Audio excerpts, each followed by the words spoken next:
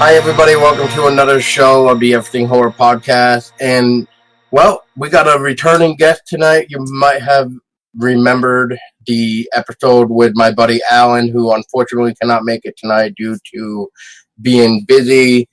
But, however, joining me to help out is my lovely fiance, Tessa Baker. And we are going to be talking the brand new documentary about cryptids involving birds in the sky, but not just any birds in the sky. We're talking like Mothman, Thunderbird, and the Piasa. If I even pronounced that right. But anyway, welcome back to the show, Seth Breedlove. Yeah, you actually did pronounce that right, which is impressive because I've been pronouncing it wrong for like the last year, and I'm the one that made the movie. So, congratulations on that. On that alone, that's an accomplishment. Yeah, well, we actually just barely finished watching it again. So when that came up, watched it twice. Yeah, we watched it twice. So we're like, so when that came up again, I'm like, Piasa, right? And then when the guy said it, I was like, okay, I've got to remember this. Yeah, I called it Piasa for the better part of the last year, despite being corrected multiple times. So, well, to be honest, that's completely fair because I think I almost said that too. So, and then I looked at Tessa and I was just like, Piasa, right? Or Piasa or something like that. She's like, I don't know. And then the guy says it, and I'm like, oh, I was right. Okay. Anyway, so this came out, if memory serves me right, on June 7th. And so this is your second movie of the year. You got one more coming out, I believe now. Well, it was originally, I believe, October or something. And now it's down to September, which is the Momo, the Missouri Monster. And you got some other upcoming projects in the work, which is amazing. And you just premiered some good news today that we can talk about in a little bit too. But to get things going now is so Terror in the Sky. The first question I really got, Seth, is did that name actually come from that other title or whatever it was supposed to be within that black and white? God, I'm trying to figure out what it was technically supposed to be, like a ad or something. Like it was like Terror in Its Skies or something like that. Is that where the name of Terror in the Skies came from? No, I actually made that though. I know what you're talking about. There's like you're talking about the faux newsreel footage that's in Terror in the Skies. No, I actually made that. That's like a phone that I created that to look like it was made in like the 1940s. Okay. Yeah. So yeah, no, it didn't come from that. The title mostly came from the fact that I didn't think a movie called like Winged Weirdies or Thunderbirds Above or something like that would really be marketable. So I named it Terror in the Skies, and we had gone pretty far into the promotion of the movie before I realized there's also like a Smithsonian television show that is called Terror in the Skies. So we are not about plane hijackings, which is what their show is about. Our movie's about giant winged cryptid seen over the state of Illinois. But the name was mostly just us being like, well, this is a cool title, let's call it that. Well, fair enough. But yes, that newsreel thing definitely acted like it was real. Because I thought again, I'm like, is that where they got the name from? Or just like something completely off? But anyway, I do remember from last time we were talking too that you were talking about when this was coming out, this was going to be using, of course, CGI, I believe is what it was, because of the whole, it's not really their cryptid, like, it's not like they're actually there while you're filming, or they could have been, but in this case you were using it as a way of not having to worry about practical effects, I'm assuming, or even the real deal. Oh yeah. I mean, the only like quote unquote cryptid evidence in the movie, like actual footage that purports to be of a winged cryptid is the Texas John Huffer footage from 1977 that plays about halfway through the Lawndale sequence.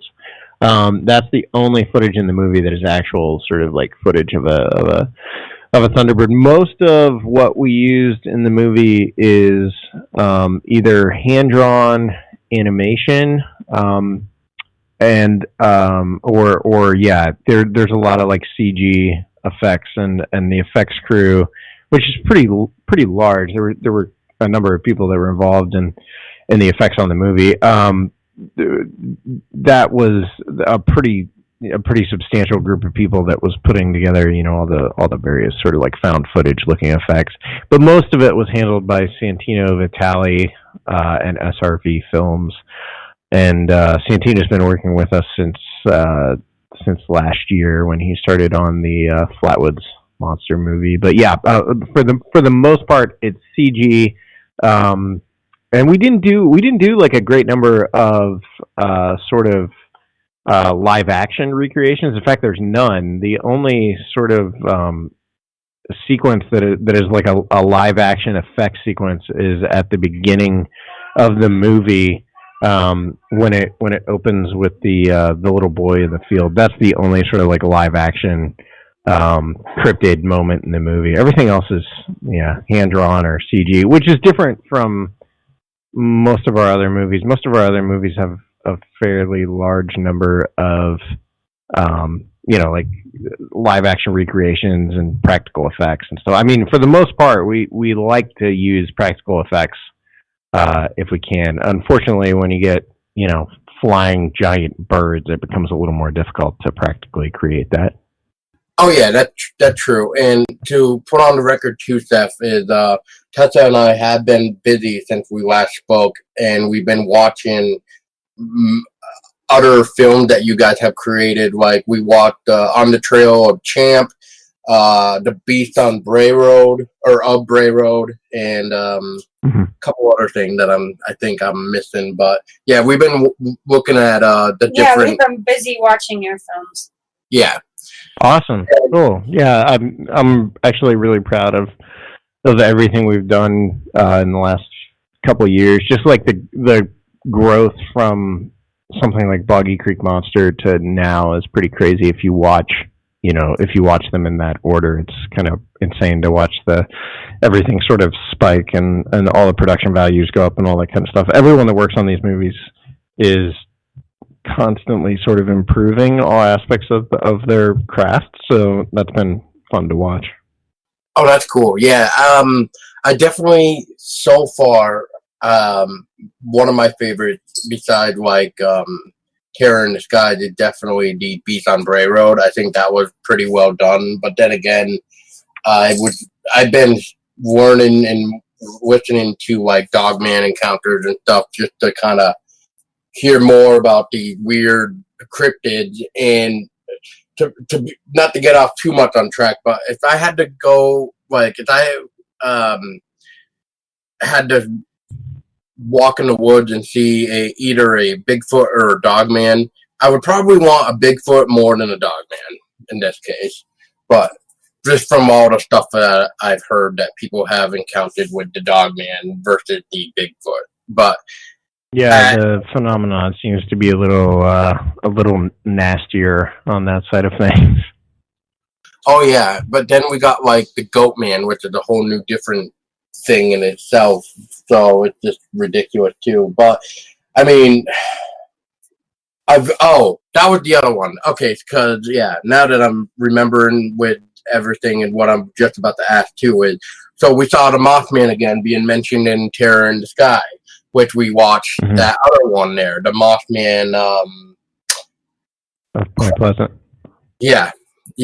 And so at first I was just like, well, okay, so if he did that with the Mothman, why did he need it again in Terror in the Skies? And then as I watch both of them and look at it, I'm just like, oh, okay, well, this makes sense because, the original Mothman movie that you guys made is about the Point Pleasant, West Virginia bridge, or the Silver Bridge that collapsed and stuff like that. Well, it led to that, I should say.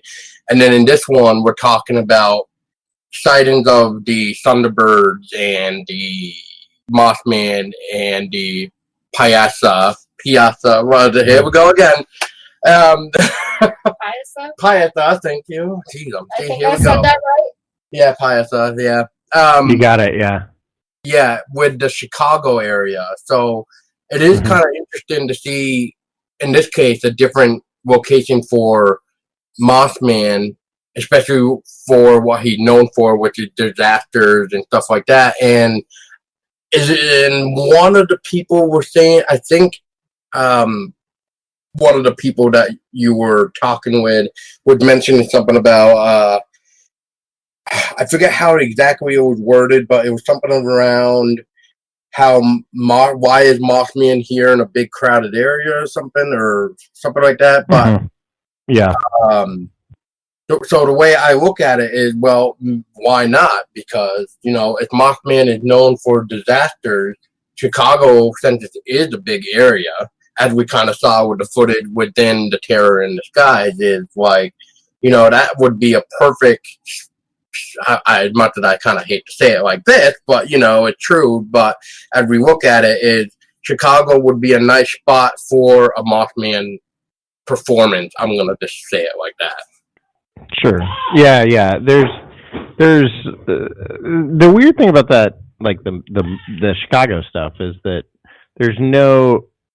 there's very little. It's like it's a hot button topic with the investigators. I mean, you can see that in the movie too. Like, there's no evidence that any of what's being claimed is actually happening, other than what someone like Tobias Wayland is telling us, or Lon Strickler, the guys who took the initial reports. So, since so many of those sighting reports are from anonymous eyewitnesses, it's really different from the Mothman in Point Pleasant case, because the Mothman in Point Pleasant case took place between 1966 and 1967, and there were sightings before that and there were sightings after that, but that 66 and 67 flap, quote unquote, is sort of the key events. Like, that's where the biggest stuff happened. And the huge difference between the two is that the witnesses in that case, in the Mothman case, for the most part, we know who they were. We have their names and stuff. And in the Chicago case, we don't have that. We have a lot of anonymous sources. So it calls into question a lot of aspects of the Chicago Mothman.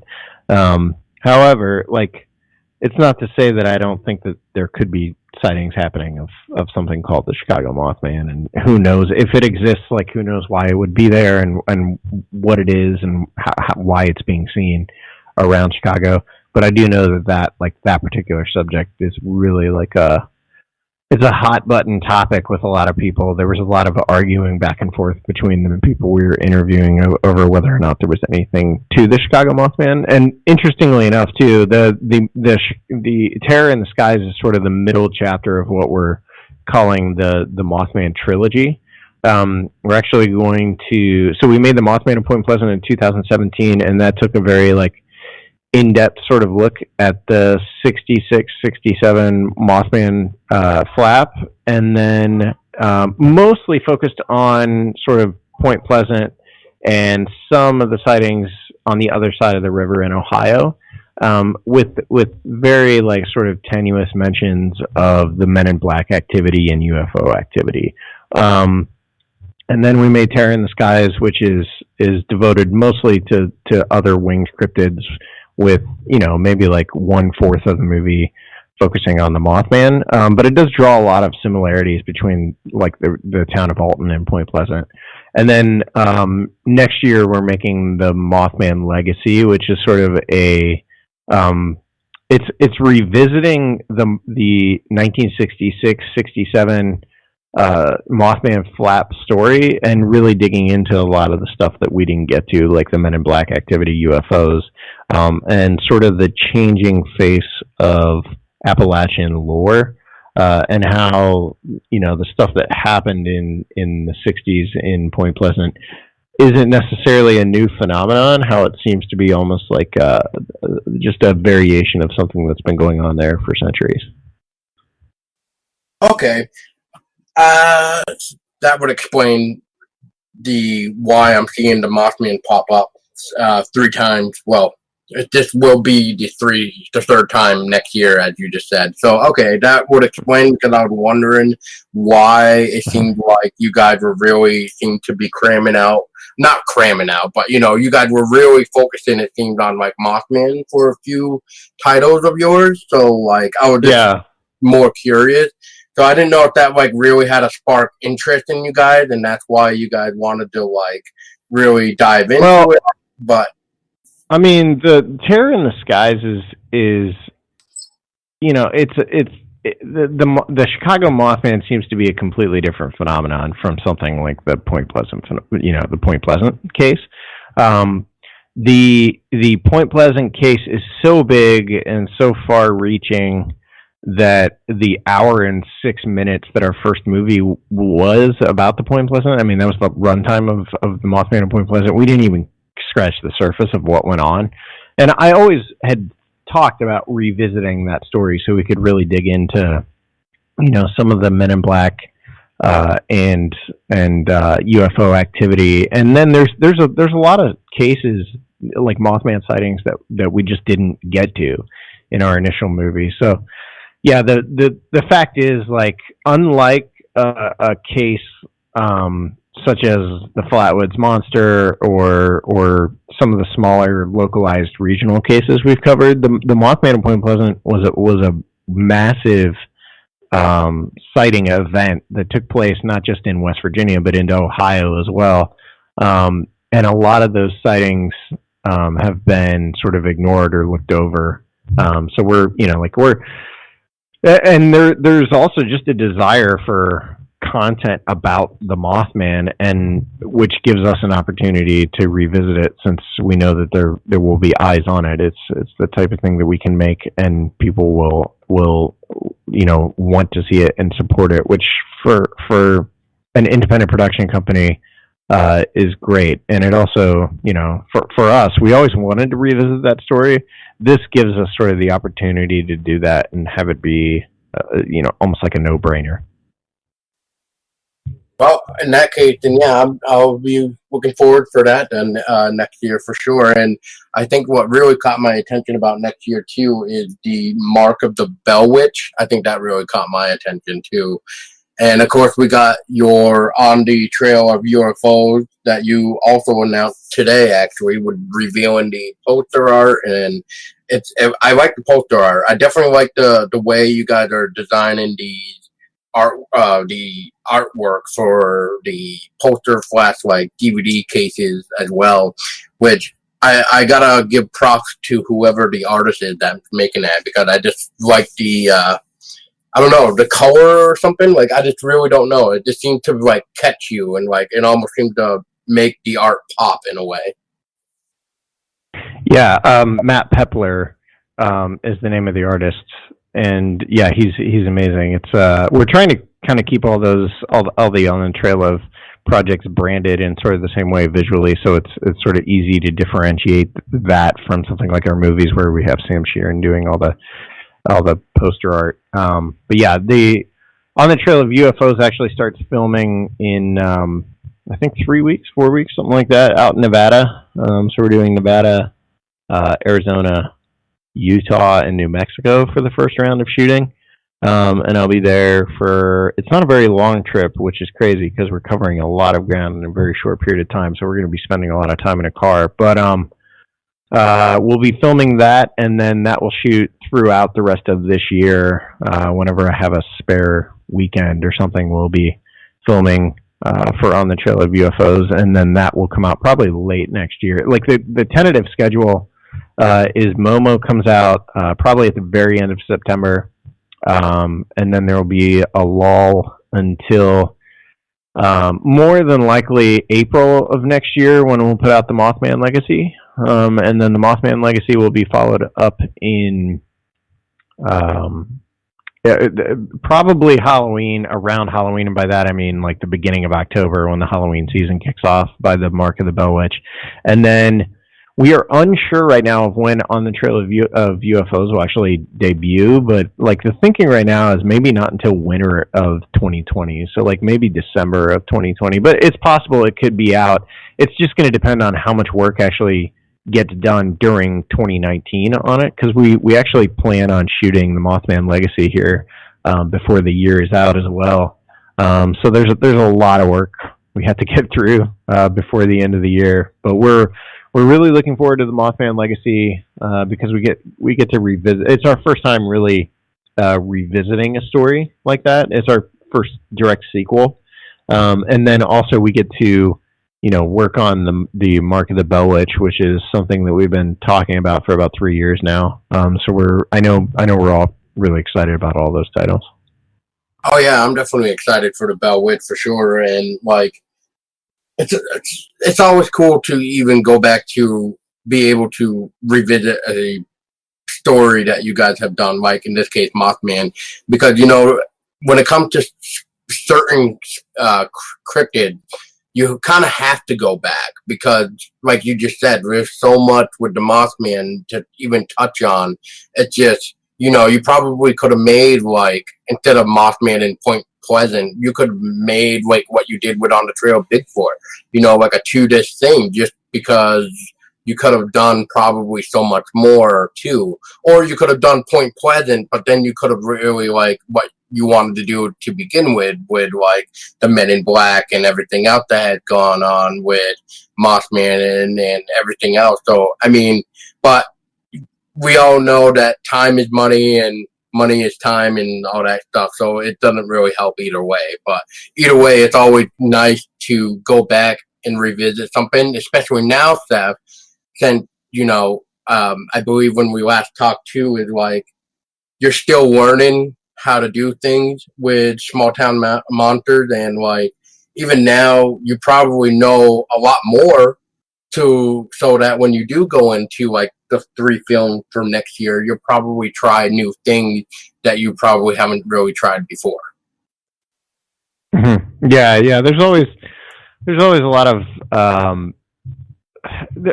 in the case of like Bray Road Beast, which you said you liked, that was another story where we could have easily gone back and covered it, because these cases they're not made up of like 1 or 2 sightings typically. They're made up of multiple sightings, and in the case of like Mothman and Bray Road, you're talking years of sightings, and when we go to make a movie, we are up against a wall of not just having to find witnesses, find people to talk about the subject, but we're also up against the obstacle of making these movies on an insanely low budget for what we're creating. Like the budgets are very low and there's very little time. We're usually in a location for anywhere from like 3 to 6 days tops. 6 days would be a long shoot for us. So it's usually more like 3 to 5 days, and then we're out. And in that time, we have to get all the interviews, that we have time for. And a lot of, like in the case of the Bray Road Beast, we had people dropping out and canceling interviews and things like that. So there's always obstacles we're running into when we're making these things. But at the end of the day, like something like the Mothman in Point Pleasant is an easy story to revisit because there's so much meat on the bones still to get into.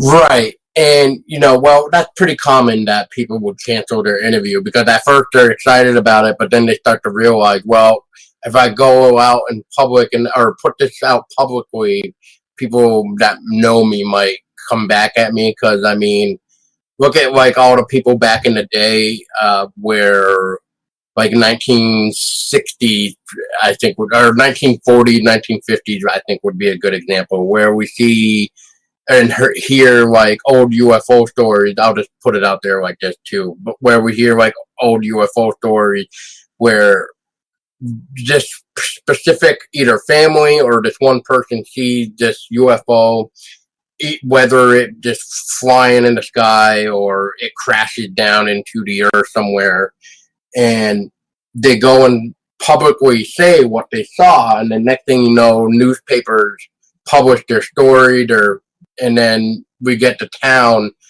angry at the people that supposedly saw this, all because now there's nothing to prove this because it somehow vanished. So it doesn't surprise me at all that there's possibly some type of cancellations when it comes to interviews, just because they probably don't want to, at the very last minute, want to, like, you know, be in that spotlight after all, because they start thinking about... Yeah, the ridicule factor is very high when it comes to any of these subjects, and especially in towns like Elkhorn, where the Bray Road Beast was seen, because for whatever reason Elkhorn is really shied away from the subject, and the town itself ridicules the idea of the Bray Road Beast. So any of the witnesses that did come forward are sort of mocked almost openly, even to this day, which is very different from a town like Point Pleasant, where they have a giant statue of the Mothman downtown. You know, there's probably the biggest obstacle we run into when making movies is you know, getting witness interviews, because they are so shy about coming forward, because they're usually aware of, you know, like how they're more than likely going to be mocked or ridiculed, you know, for coming forward with it. It's like Kyle Danhausen talked in Terror in the Skies about how at work his boss would tease him about, you know, his story of seeing a giant bird in the sky for years. That's a very real thing. I mean, witnesses, if they do decide to come forward, end up being mocked for talking about this for years. Or the one family there where the boy was being called like the bird boy, and they were having people leave dead birds at their doorsteps and everything. Like, oh man, I couldn't imagine that type of backlash. And I mean, how do you even go out in public like that? Like, after you spoke publicly about what you saw, trying to warn people what's really out there, and then you get shot down. And I just wouldn't know how to take that. But then again, now, I mean, I don't know. I mean, I guess there is outlets where people can go, where people understand, like, Bigfoot, UFOs are actually out there and stuff like that. Like, I think I personally seen, just to throw it out there, not to, like, trying to, like, you know, steal the moment too, but, like, I even at one point believe that when I used to do traffic control, I thought I've even seen like a UFO, just because I just couldn't really tell what the hell was going on. But it was like only maybe like I don't know, maybe like a 10-minute thing, but it was really weird nonetheless of my story. And the partner of mine that actually was with me at the time no longer is here with us on this earth. He passed away a couple years ago, but otherwise I don't really have that many witnesses to back up my story, so that sucks nonetheless. But anyway, you know, so once again, Seth, like, you probably had this already planned, like, with the Chicago Mothman, because as we were talking about the Mothman, with it being like a trilogy thing going on here. And then we got the Thunderbirds and stuff. So, like, how did you guys really decide on doing something like this anyway? How did it tackle? Is it because of all the 3 different type of cryptids in this one state that really caught your attention? Or, like, how did you guys come up with that?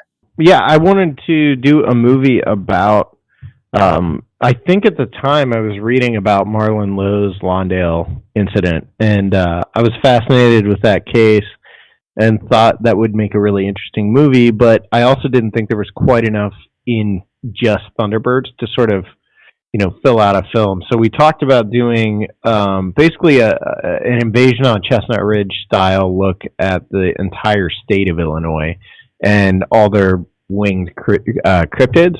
And, you know, once we hit on the idea of that, then I was much more excited about what we could do with that, because it opened up so many story opportunities and stylistic you know, experimentation we could do with the film.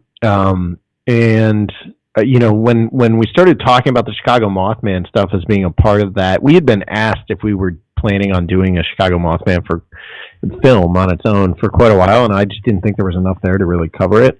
This opened up the door to kind of do almost like a film that in a way could feel like an anthology. And I, at least that was the thinking initially. I don't think Terror in the Skies feels that way now when I watch it. Like, all the stories feel really connected to me. But the idea originally was to make a movie that was going to be like almost like vignettes about different phenomena. And, that changed somewhat during the edit. And I think it works pretty well as it is now, instead of more like Invasion on Chestnut Ridge, which did have that sort of anthology feel to it. But yeah, the idea was to do something that took an all-encompassing look at all of the creatures that might be seen in the skies over Illinois, and then once we got into sort of the research angle on it, we started uncovering all sorts of different sighting waves from 1948 in Alton, Illinois, and the sightings in Lawndale during '77, and then the Chicago Mothman stuff in present day, and then the Piasa legend, obviously, and then our two witnesses, Kyle Danhausen and Jeff Byers, who both had really interesting sightings of two very distinctly sort of different flying creatures. One of them seemed to be sort of a pterodactyl-looking thing, and that's what Kyle saw. And then Jeff basically claimed to see a very large winged bird with sort of a hooked beak, which is a really bizarre account, almost like a giant buzzard is what Jeff's account sounds like to me. But yeah, we were excited, I think, too, to kind of explore that classic Midwest location, which we also kind of did with the Bray Road Beast. But the Bray Road Beast is a very dark movie, and this was not envisioned as being a dark movie. It was always sort of supposed to be our Spielberg homage. A lot of like sunset shots and just kind of capture the isolated beauty of some of those really like I guess flat lands that exist in Illinois. And just to explore the entire geography of that state too, which is really interesting because it's almost like three different states in one. So yeah, it was like a combination of those factors, and then once you hit on the idea and the story you're going to tell, then you can start talking about like how do we visually want this to look. And strangely enough, like I mentioned Spielberg, which maybe a little bit in the opening of the movie with the boy in the barn in the field, but the thing that like inspired the look of the movie the most, or at least the visual cues I kept sending to my director of photography, were shots from Spielberg's North by Northwest, which is kind of weird, or not Spielberg, Hitchcock's North by Northwest, which is kind of weird because it's not really a Midwest movie.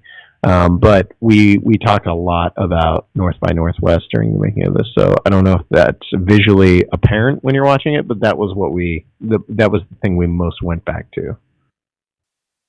Yeah, no, I did find it quite interesting where they were saying, Chicago or Illinois is like 3 states and all, or at least 2 states or something like that. Or it's like you're not even in the state of Illinois anymore when you come from like the city area of Chicago to the, I think as I remember right, the southern area where it's like mostly forest area. And that it is quite interesting how a state like that can change to something like almost like a country outlet near the southern area. And because we don't really see that much in states anyway, at least with where I am in Vermont. We're mainly like the country Green Mountain area, but then there's some areas like where you've been, possibly like when you guys used to do the on the trail of Champ for Lake Champlain area. That was mainly, you could say, almost like a city area, really, because there wasn't really too much mountains and forest over that way. But yeah, since you mentioned too, like the different locations and stuff. I am curious, Steph, is when you guys were talking about that one specific cave for the Piasa? Piasa? Yeah. Now, when you guys were when you guys were going to that cave area, what was that area like where this cave is? Was it pretty well isolated? Was it really out in the middle of nowhere, or was it really kind of near, like, I'm trying to think, like, how to explain it. Like, is it near any type of town? Yeah, I mean, the cave that we found, the Piasa cave, is actually on the other side of the mural. So when we're showing the mural of the Piasa, if you go, there's sort of a parking lot that sits, you pull in, as soon as you can see that mural right from the road. You pull into this parking lot, and then there's a clump of trees off to the side, and you can see where there's like a path that goes back there. And I think there's a couple of signs that say, like, don't go back here. But we went back anyway. Whoops. And it's an area that is, like, clearly sort of, they're been overrun with people, and from everything we could find, that's been a pretty popular, like, party spot back in the woods. But it's literally on the other side of that mural. You would go up on that hill, and then it's on the other side of that, back in the woods. So it's not isolated or rural. It's really close to the city. It's right there, right on the other side of those bluffs, and it looks like kids party there constantly. And we don't think that was the actual Piasa cave. But it's possible. There should actually be multiple caves. There are multiple caves around that area that are sort of rumored to have been, the actual Piasa cave.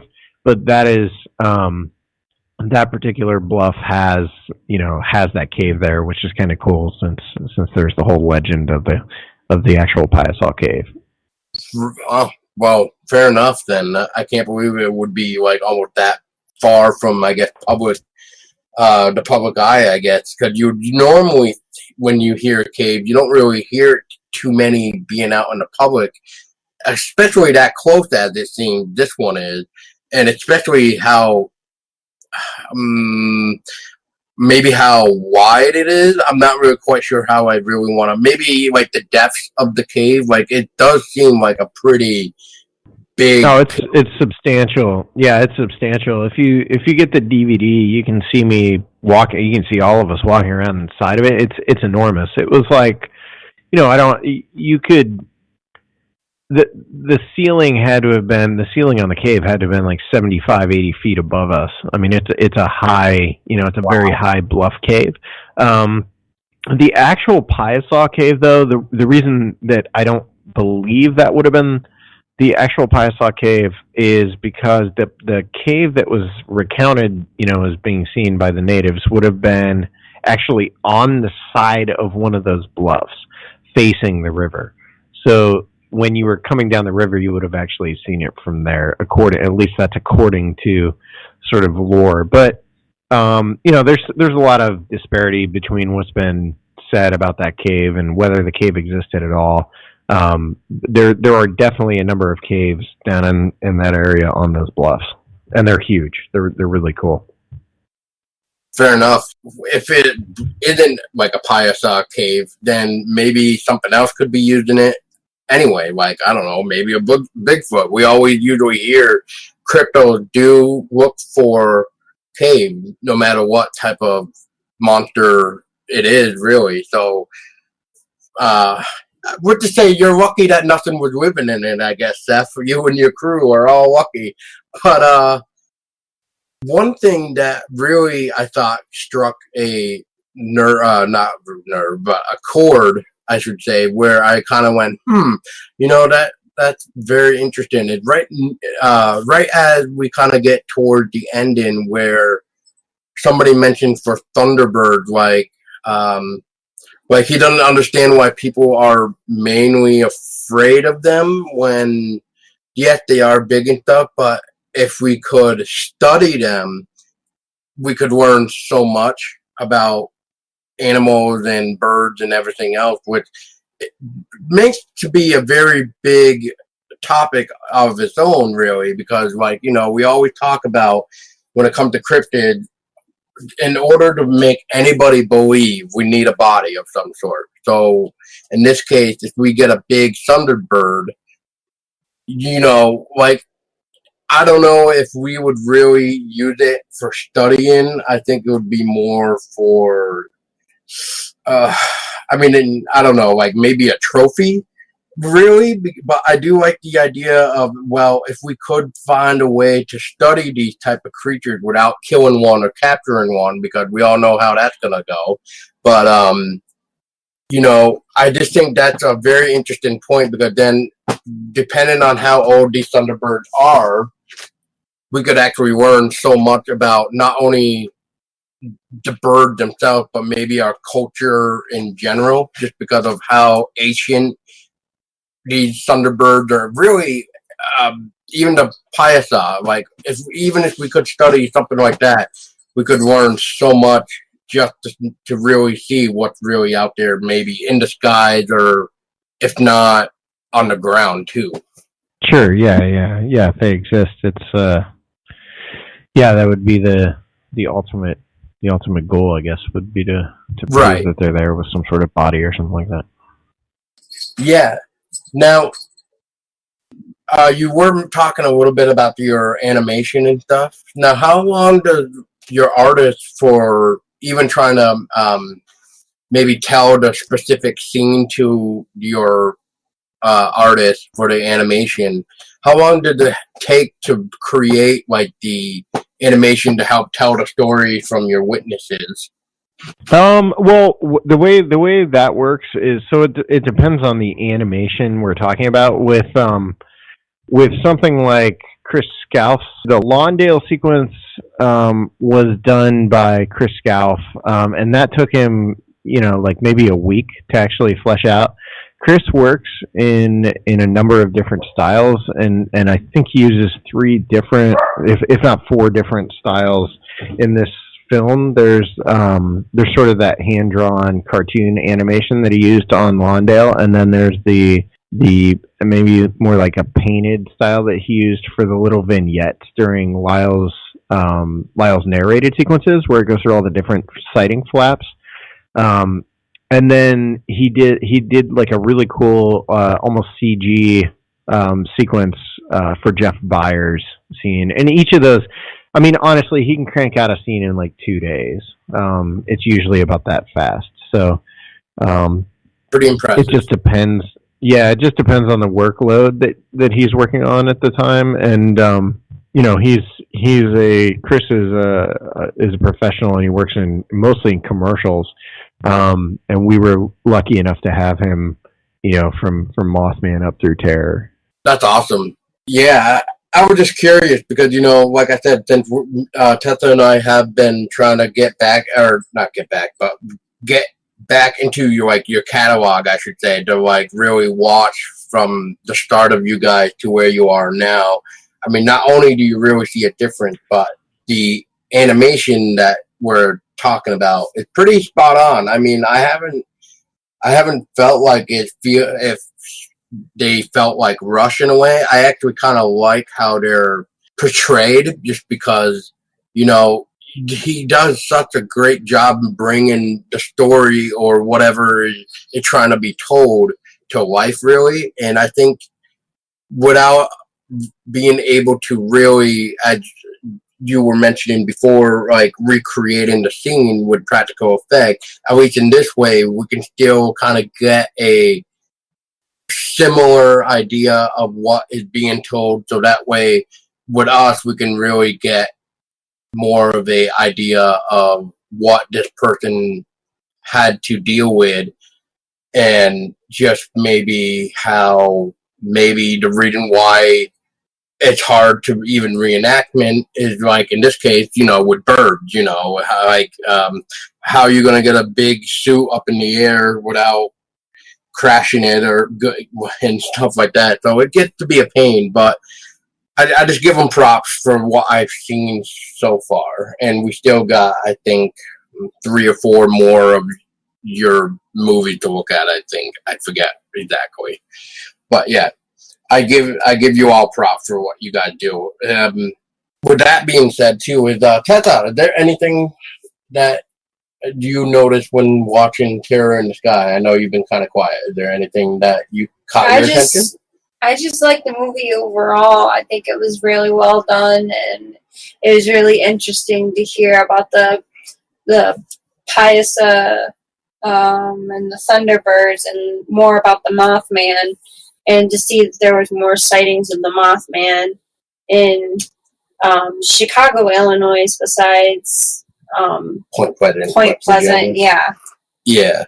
Cool. Yeah. Thank you. Yeah, it's definitely, like, I think of all the subjects we've covered, this is like one of the most interesting. I think a large part of that has to do with the fact that it's so underexplored. So it's not something that people really have a lot of knowledge of to begin with. So it's a little easier to get into something that you haven't already seen covered in like countless television shows or other movies.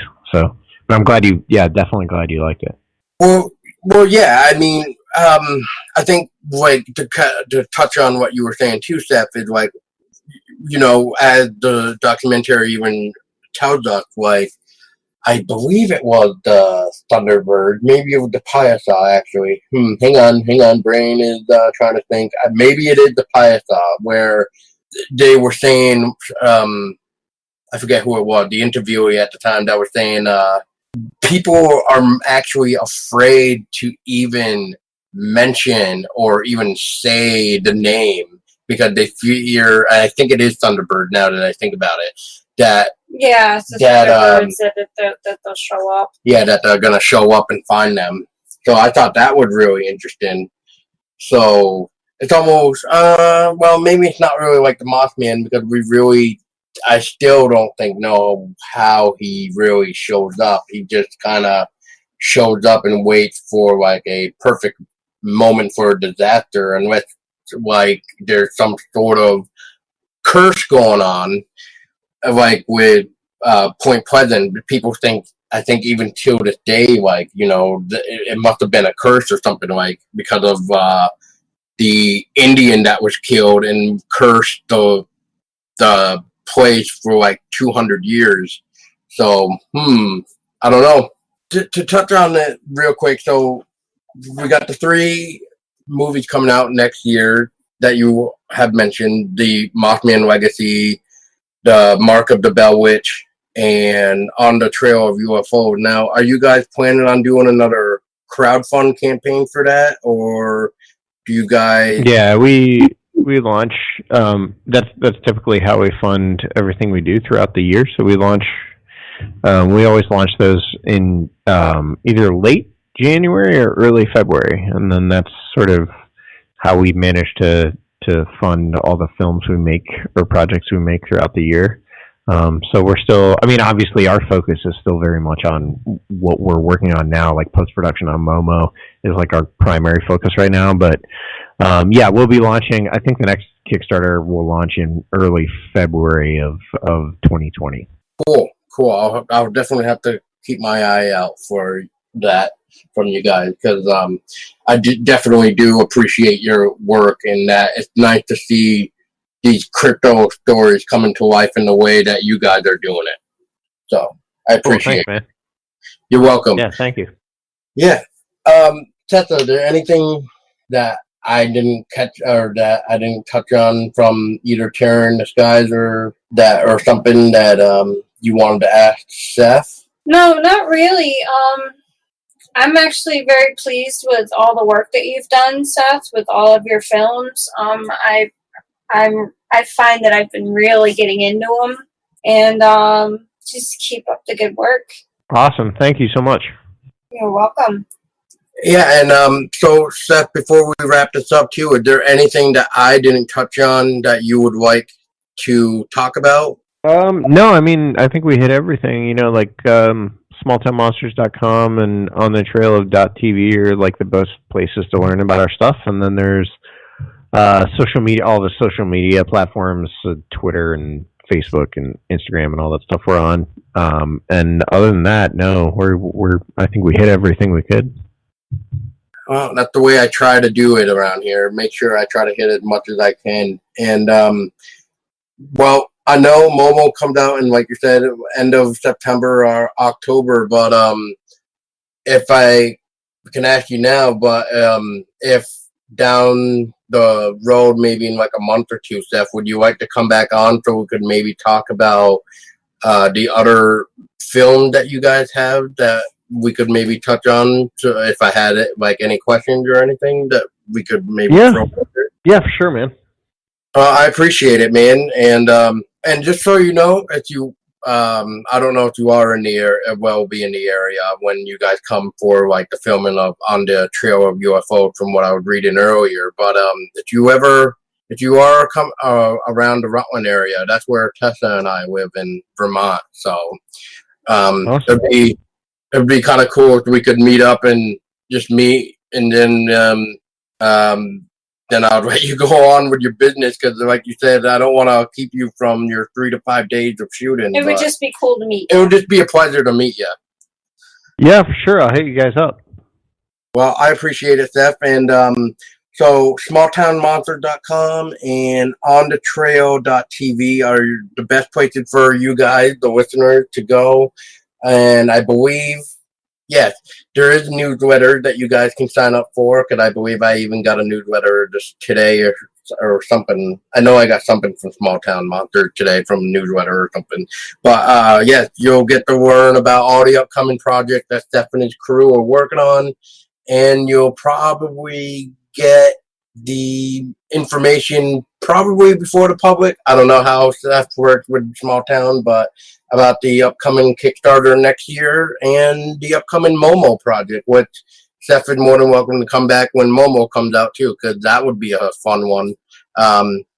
Remind me again, Seth, Momo, that is that another Bigfoot one? I forget. Yeah, it's a Bigfoot case from like 1973. But the movie itself, Momo, the movie, is going to be very different from anything we've done before, probably will do after. It's a totally different style of filmmaking. I'm actually pretty excited about. The first trailer is going to drop next week. So once the first trailer hits, you'll understand what I'm talking about. It's really weird. Oh, well, if this episode is not out before then, I'll make sure to provide a link to the trailer and the episode description for everybody listening and stuff. But yes, so Seth, thank you once again for coming back on. I appreciate it, and I'll definitely keep in touch with you as much as I can. And feel free to add Tessa and I if you want to keep in touch that way too. And yeah, can't wait to talk to you again. Awesome, thanks, man. Thank you, and for everybody listening, thank you so much, and make sure to support Small Town Monsters by purchasing Terror in Disguise or everything else. And until next time, stay scary.